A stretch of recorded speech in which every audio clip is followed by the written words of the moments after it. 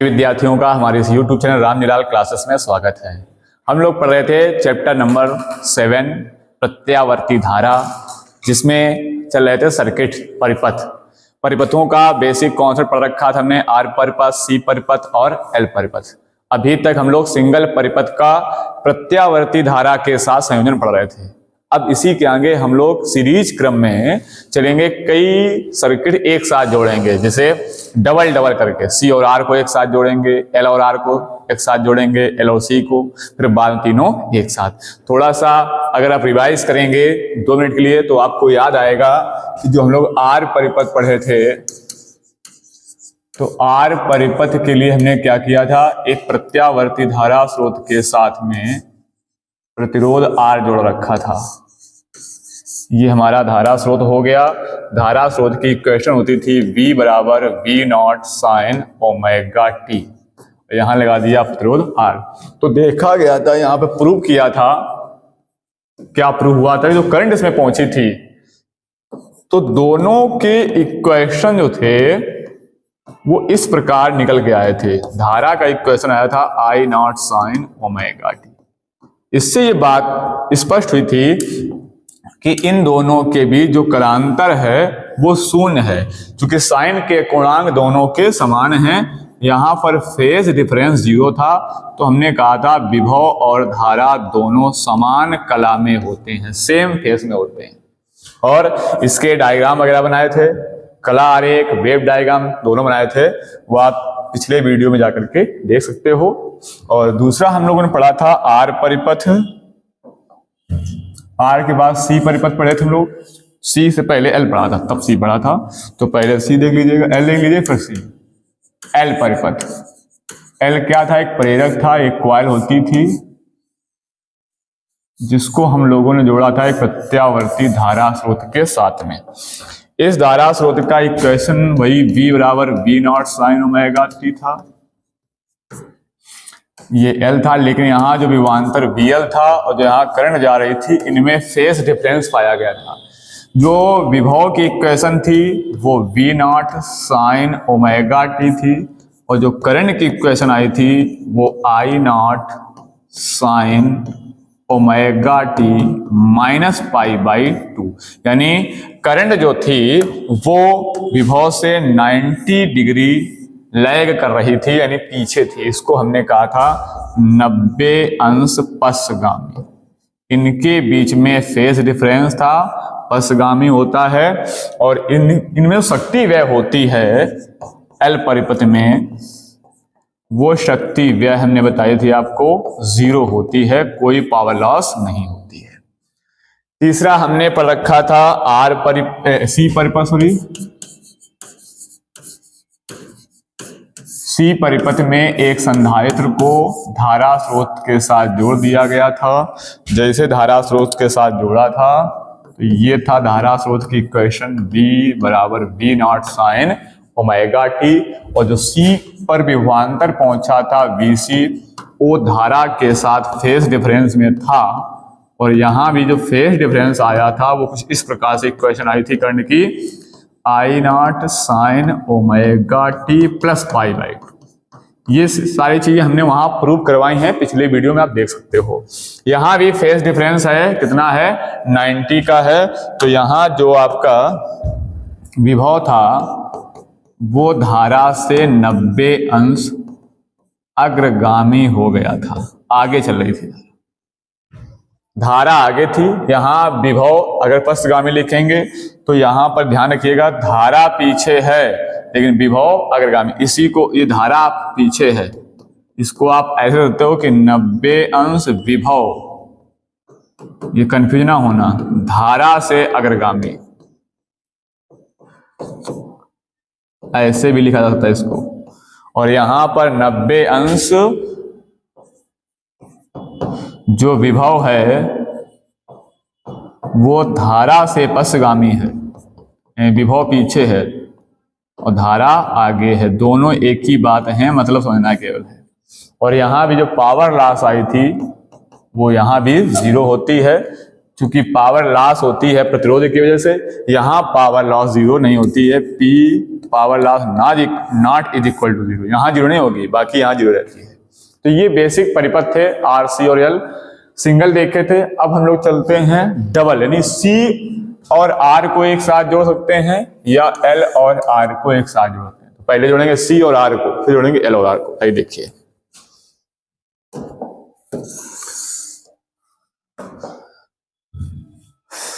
तो पहले पढ़ेंगे हम सी आर परिपथ।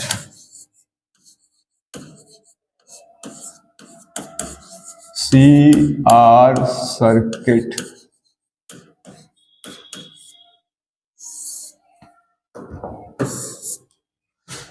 क्या होता है सी आर सर्किट? देखिए, सी और आर, सी मतलब संधारित्र है, कैपेसिटेंस, और आर आपका है रेजिस्टेंस यानी प्रतिरोध। तो किसी प्रत्यावर्ती धारा स्रोत के साथ में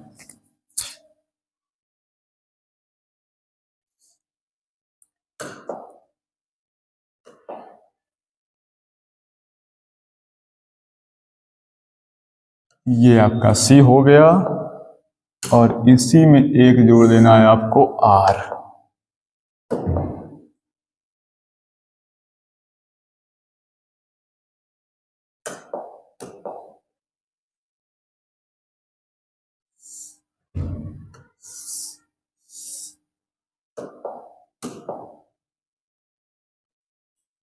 ये हो गया प्रत्याधारा स्रोत, ये हो गया सी, और ये आपका हो गया आर।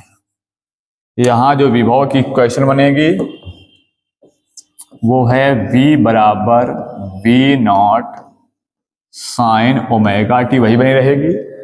जो यहां से करंट जाएगी, क्योंकि श्रेणी संयोजन पढ़ रहे हैं हम लोग हैं सीरीज में, ये सी और आर दोनों श्रेणी क्रम में है। श्रेणी क्रम में आप जानते हैं धारा समान रहती है, जो इस सोर्स से करंट निकलेगी वो दोनों पर करंट सेम जाएगी, यानी करंट में दोनों में कोई परिवर्तन नहीं होगा, लेकिन पोटेंशियल चेंज हो जाएगा। जो सी को विभवांतर मिलेगा उसको हम VC कह देंगे, जो आर को पोटेंशियल मिलेगा उसको हम VR कह देंगे।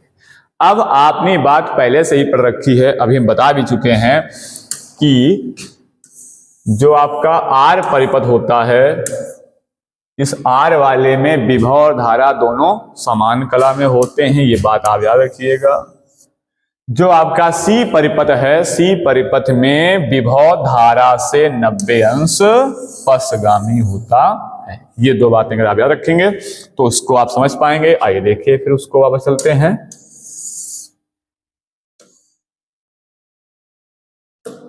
तो यहां जैसे ही हम किसी प्रत्यावर्ती धारा स्रोत से, आप इसकी फिगर बना के डेफिनेशन लिखेंगे कि जब किसी प्रत्यावर्ती धारा स्रोत से एक संधारित्र C तथा प्रतिरोध R श्रेणी क्रम में संलग्न कर देते हैं, तो R के सिरों पर उत्पन्न विभवांतर VR एवं उसमें बहने वाली धारा I दोनों समान कला में होते हैं, जबकि C के सिरों पर उत्पन्न विभवांतर VC उसमें बहने वाली धारा I से कला में 90 अंश पश्चगामी होता है। चाहो तो एक डेफिनेशन लिख देते हैं तो हमेशा काम आपको आएगी। क्या लिखना आपको है? जब किसी प्रत्यावर्ती धारा स्रोत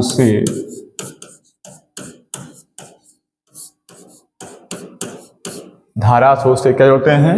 एक संधारित्र C तथा प्रतिरोध R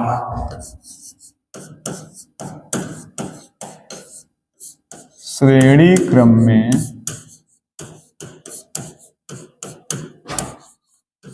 संलग्न कर देते हैं, या कहते तो जोड़ देते हैं, संलग्न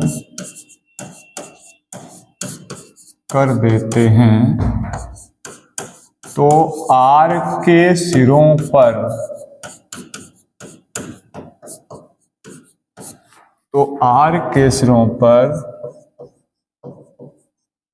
उत्पन्न विभवांतर VR आर के सिरों पर ना विभवांतर, जो भी विभवांतर को मिलेगा इसको, उसको हम क्या बोलेंगे, वी आर। उसमें बहने वाली धारा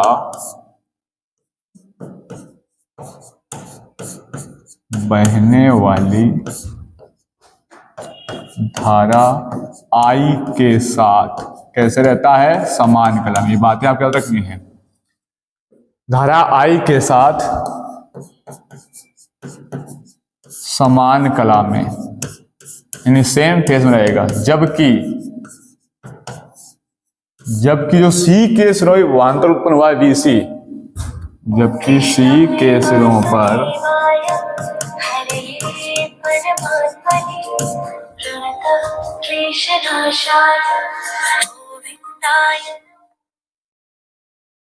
जबकि सी के सिरों पर जो विभवांतर उत्पन्न होगा, सी के सिरों पर उत्पन्न विभवांतर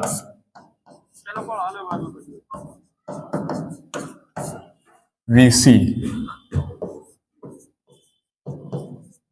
बहने वाली धारा आई से कहाँ होता है, 90 डिग्री लैग करता है। आई से 90 अंश पश्चगामी होता है। ये बात आप सिंगल पढ़ चुके थे, यहां एक साथ आप देख भी रहे हैं। अब इसका अगर हम फेजर डायग्राम बनाएं, कला आरेख कोण के साथ अगर इसको दिखाएं हम,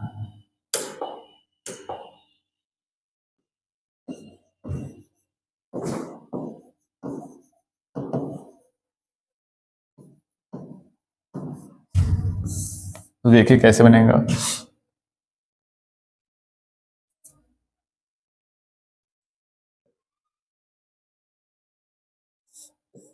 ये है वी आर और इसी के साथ में है ये करंट आई। ये दोनों सेम फेस में एक ही साथ है। जब विभव बढ़ेगा धारा बढ़ेगी, विभव अधिकतम धारा अधिकतम, विभव न्यूनतम धारा न्यूनतम, एक साथ बिहेव करेंगे। जबकि जो सी के सिरों पर विभवांतर होगा, जिसको आपने बीसी कहा है, वो इससे 90 डिग्री पीछे होगा। अब अगर इन दोनों का हम परिणामी विभवांतर निकालेंगे तो इनका जो परिणामी विभवांतर जाएगा वो क्या होगा, देखिए ये इसका बनेगा परिणामी विभवांतर V। इस V को निकालेंगे कैसे परिणामी विभवांतर, तो देखिए जरा,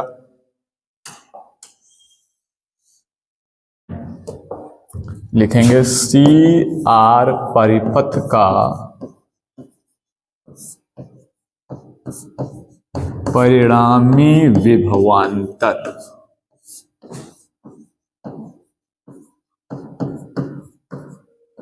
परिणामी विभवांतर, और वो परिणामी विभवांतर क्या बनेगा, V बराबर रूट, वही R बराबर root A square plus B square 2AB cos theta परिणामी के फॉर्मूले से।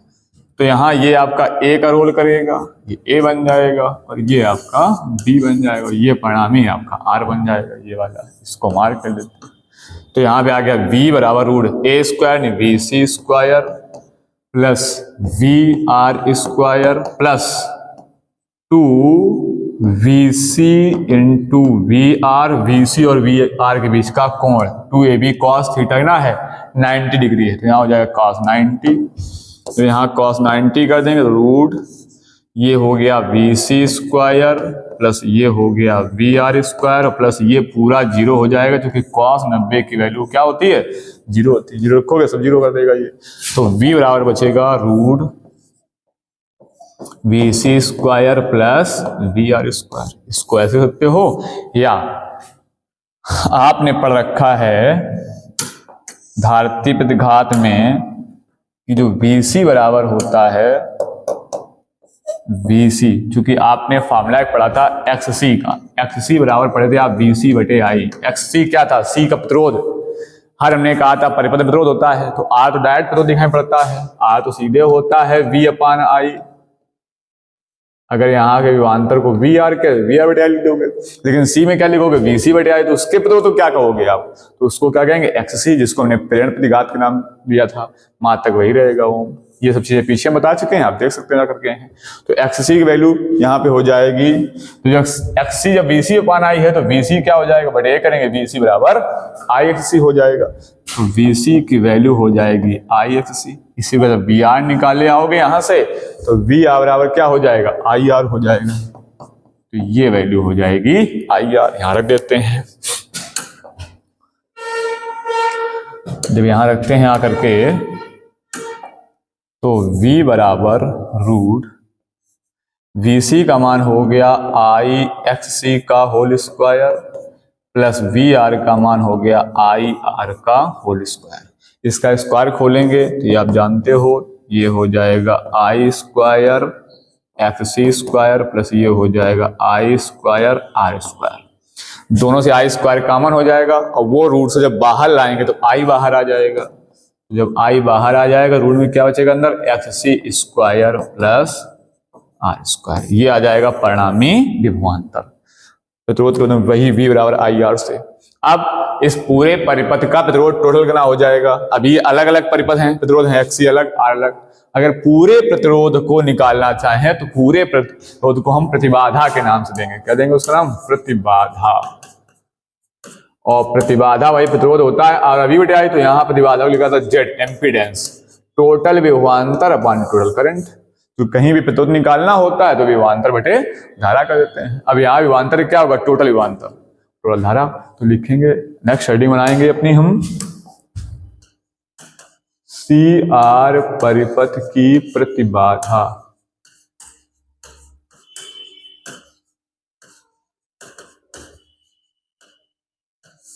प्रतिबाधा वो क्या हो जाएगी जेड। सी आर परिपथ में उत्पन्न परिणामी विभवांतर V, जो परिणामी विभवांतर आया टोटल पूरे परिपथ का वो, और उस परिपथ में प्रवाहित धारा के अनुपात को कहते हैं सी आर परिपथ की प्रतिबाधा। ये एक प्रतिरोध है, इसका मात्रक क्या रहेगा, ओम रहेगा। बात आई V की, तो V का मान आप निकाल चुके हैं, क्योंकि V का मान आया है I root x C square plus are square. ये वैल्यू यहां रख देंगे तो जेड की वैल्यू क्या मिलती है, v का मान I root x C square plus are square divide by I. ये आई से आई कैंसिल हो जाएगा, तो जेड बराबर हो जाएगा root x C square plus are square. ये अपने आ जाएगी प्रतिबाधा। क्या आ जाएगी, ये प्रतिबाधा आ जाएगी। अब जो परिणामी विभवांतर हमारा आया था, ये परिणामी विभवांतर V, इसमें ये R के साथ कितना कोण बना रहा है या C के साथ कितना कोण बना रहा है, तो इसके लिए हम लोग निकालते हैं कलांतर। तो ये अगर कलांतर हम मान लें फाई है, अगर इस फाई का मान निकाल लेंगे तो ये C के साथ सकलांतर आ जाएगा परिणामी विभवांतर का। अगर इसके साथ चाहिए तो पूरा 90 है, 90 से फाई हटा देंगे, ये वाला कोण आ जाएगा। तो इसके लिए क्या करते हैं, कोई भी कोण निकाल सकते हैं, इसको आप फाई मान सकते हो, इसको फाई मान, इसको 90 से हटा लेंगे। तो यहां से अगर आप tan फाई का फॉर्मूला यूज करते हैं तो tan थीटा बराबर आप जानते हैं लंब बटे आधार होता है, लंब बटे आधार। तो अगर आपने इस प्रकार से लिया, ये हो गया वी आर, ये हो गया आपका वी सी, ये है परिणामी विभवांतर V हमारे, इसको आपने फाई मान लिया। तो ये इधर ले आएंगे, ये वाला वी सी इसके सामने ले आएंगे, ये वाला, तो कोण के सामने लंब बन जाएगी और ये भुजा आधार बन जाएगी। ये वी सी है, ये वी आर, tan फाई लंब बटे आधार लगा देंगे। तो यहां लिख सकते हैं आकर के हम इस जगह पे लिख सकते हैं कि सी आर परिपथ का कलांतर,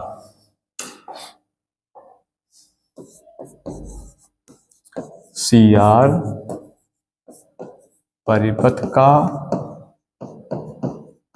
कलांतर, वो कलांतर हो जाएगा tan फाई बराबर लंब बटे आधार। तो लंब क्या है यहाँ पे, वी सी बटे वी आर, आधार हो जाएगा वी आर। तो यहां से हम लोग लिख सकते हैं tan फाई बराबर VC का मान अभी निकाला था आपने, क्या है? तो VC का मान लिखा तुमने IXC, तो यहां रख देते हैं VC का मान IXC बटे VR का मान लिखा था IR, I से I कैंसिल हो जाएगा, तो 10 फाई बराबर हो जाएगा XC बटे R, या इसको हम लिख सकते हैं फाई बराबर 10 इनवर्स XC अपान R, ये लिख सकते हैं। या XC का भी एक फार्मूला आप पढ़ चुके हैं, XC बराबर पढ़ाया तुमने कोणीय वेग के पदों में 1 अपान ओमेगा C, तो 5 रख सकते हैं 10 inverse 1 upon omega C into R, ऐसे रख सकते हैं, ये कलांतर हो जाएगा। इसी में एक स्टेप और होती है शक्ति गुणांक। शक्ति गुणांक क्या होता है ये थोड़ा आगे समझेंगे, लेकिन अभी थोड़ा इसको यहां निकालें कैसे वो चीज समझ लीजिएगा।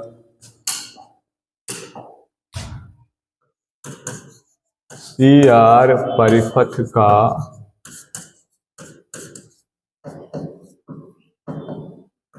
शक्ति गुणांक वो हो जाता है cos फाई, इस शक्ति गुणांक को हम कहते हैं cos फाई।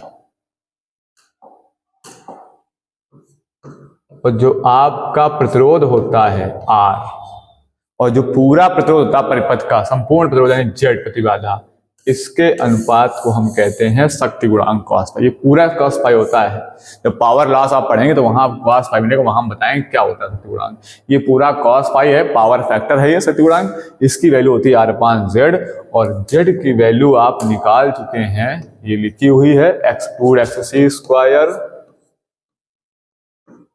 प्लस R², ये वैल्यू यहां रख देंगे, तो cos फाई की वैल्यू हो जाएगी R/Z की value root XC² plus R²। इस चैप्टर में टोटल फार्मूलों का खेल है, और इसमें न्यूमेरिकल सबसे इंपॉर्टेंट होता है, न्यूमेरिकल ही पूछे जाते हैं इससे, थ्योरी बहुत कम पूछी जाती है इससे। थ्योरी वो ट्रांसफार्मर वगैरह पूछ दिया जाता है, जनरेटर आपसे पूछ दिया जाए, चौक कुंडली बारे में पूछ दिया जाए, बाकी थ्योरी नहीं पूछी जाती है ज्यादा, इसके न्यूमेरिकल पूछे जाते हैं, न्यूमेरिकल 100% पूछ जाते हैं, और सब में वही LCR परिपथ की सब बातें होंगी, उनके यही फार्मूले होंगे। जैसे आपने ये पढ़ा है CR परिपथ, सेम इसी प्रकार से LR परिपथ है, केवल जहां जहां आप C को देख रहे हैं, ये C, इस जगह C की जगह अब आपका L आ जाएगा, जहां जहां आप C देख पा रहे हैं वो सब जगह आपका L मिल जाएगा। तो आइए देखते हैं अगला LR परिपथ क्या होता है।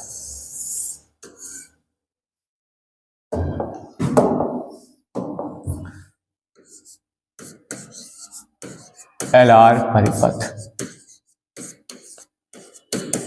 LR circuit.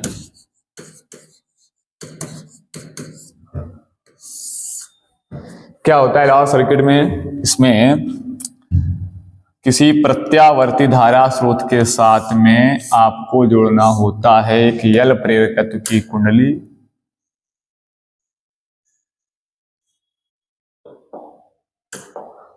और R कहा है तो आगे जोड़ना होता है R यानी प्रतिरोध, R यानी प्रतिरोध,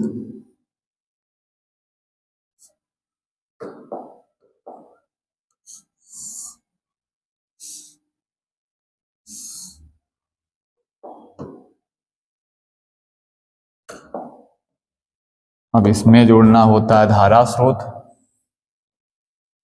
इस धारा स्रोत की इक्वेशन होती है V0 sin ओमेगा t, ये आपका L है, ये आपका R है। जो यहां से करंट जाएगी श्रेणी क्रम में आपको पता है करंट समान रहेगी, लेकिन पोटेंशियल चेंज आएगा, जो L को भी हो मिलेगा वो VL, जो R को मिलेगा वो हो जाएगा VR। अब आप पढ़ चुके हैं जो R का विभवांतर VR होता है वो धारा के साथ समान कला में होता है, और जो L का विभवांतर VL होता है वो धारा से 90 अंश अग्रगामी होता है। अब डेफिनेशन लिखेंगे बार बार पूरी हम। अब आप लिख सकते हैं कि जब किसी प्रत्यावर्ती धारा स्रोत से एक L प्रेरकत्व की कुंडली तथा प्रतिरोध R श्रेणी क्रम में संलग्न कर देते हैं, तो R के सिरों पर उत्पन्न विभवांतर VR बहने वाली धारा I के साथ समान कला में होता है, यानी VR जो आपका होगा और जो धारा I होगी ये दोनों होंगे समान कला में, और जो आपका L का विभवांतर उत्पन्न होगा यानी वो VL वो इस धारा से 90 अंश अग्रगामी, वो धारा से 90 अंश अग्रगामी होगा, यही आपको लिखना होगा। ठीक है, तो लिखने के बाद फिर बनाएंगे इसका हम वेव कला आरेख बनाएंगे, फेजर डायग्राम। तो कला आरेख क्या बन जाएगा आपका,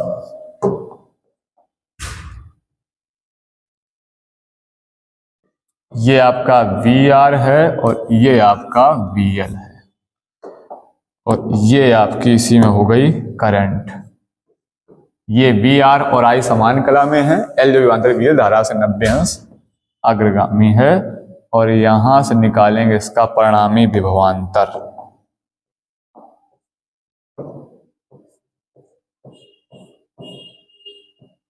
ये परिणामी विभवांतर V बन जाएगा।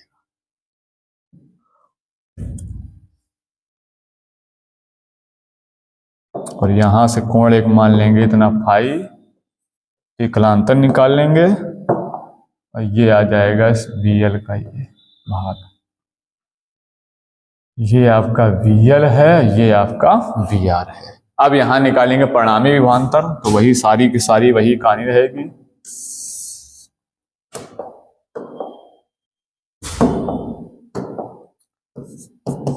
LR परिपथ का परिणामी विभवांतर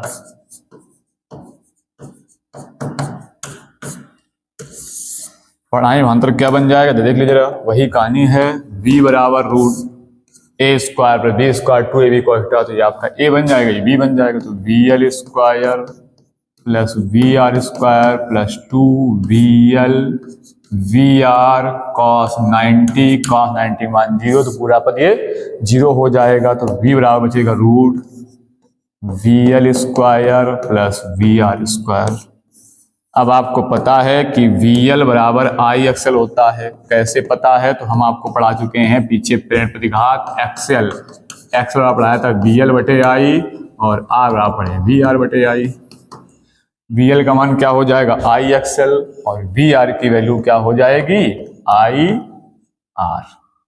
रख देंगे यहाँ पे, जैसे रखेंगे तो V बराबर रूट यहाँ पर रखेंगे IXL का होल स्क्वायर प्लस IR का होल स्क्वायर। I स्क्वायर बनेगा अंदर, I बाहर निकाल लेंगे, सारी वही कहानी, root XL square plus R square. ये आ गया परिणामी विभवांतर। फिर ऐसे निकाल लेंगे इसकी हम प्रतिबाधा।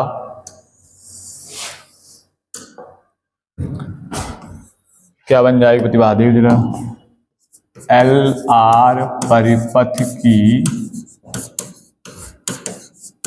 प्रतिबाधा, एम्पीडेंस क्या होती प्रतिबाधा, वही संपूर्ण विभवांतर बटे संपूर्ण धारा, जरूरत बन जाएगा Z बराबर V बटे I। और यहाँ पे आप Z का मान रख लेंगे, Z का V का मान, सॉरी V का मान क्या है, ये आया है, तो I root XL square plus R square, I root XL square plus R square. ये बिल्कुल जनरल सी बात हो गई ना, बिल्कुल सेम जैसी, इसलिए आराम से पता चले जा रहे हैं, आप समझ सकते हैं। आप इंटरमीडिएट विद्यार्थी हैं, इतना तो आप समझ सकते हैं क्या हो रहा है। सारी कहानी वही चल रही है जो पिछले हम करके आए CR में, बस केवल वैल्यू यहाँ रखते जाएंगे, वैल्यू निकलती जाएगी। Z बराबर I V का मान रख रहे हैं रूट XL स्क्वायर। इसमें कुछ समझाना नहीं होता खास कुछ, ये बहुत सिंपल चीजें हैं, एक बार उसके समझ लीजिएगा। ये I से I कैंसिल, Z बराबर root XL square plus R square. XL बराबर आप जानते हैं ओमेगा L भी लिखा था हमने, तो Z को आप ये भी लिख सकते हो रूट ओमेगा L का स्क्वायर प्लस R स्क्वायर, ऐसे सकते हो। यहाँ भी कलांतर निकालना है आपको, तो कलांतर के लिए वही tan फाई यहाँ लगा देंगे ऐसे,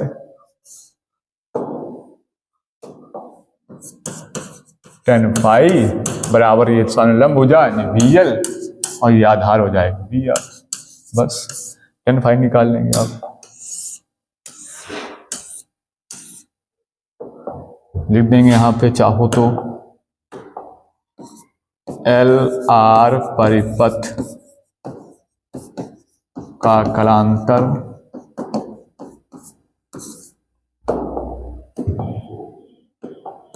tan फाई बराबर लंब वही VL बटे आधार VR।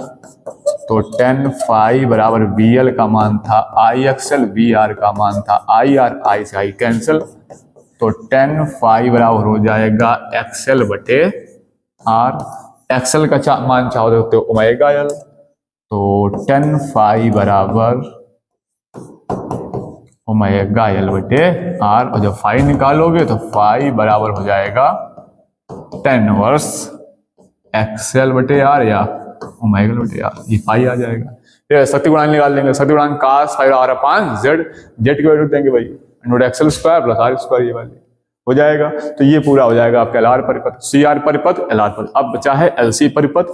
LC परिपथ थोड़ा बहुत अच्छा समझना होगा क्योंकि उसमें स्थितियां थोड़ी चेंज होती हैं, बैदोनाथ वगैरह स्थिति बनती है। तो LC परिपथ के लिए हम नेक्स्ट वीडियो बनाएंगे, उसमें आपको बताएंगे। तब तक के लिए इस वीडियो को अच्छे से वॉच कीजिएगा और LR परिपथ, CR परिपथ को अच्छे से कंप्लीट कीजिएगा। वीडियो अच्छा लगे तो लाइक और शेयर कीजिए। Thanks for watching my video.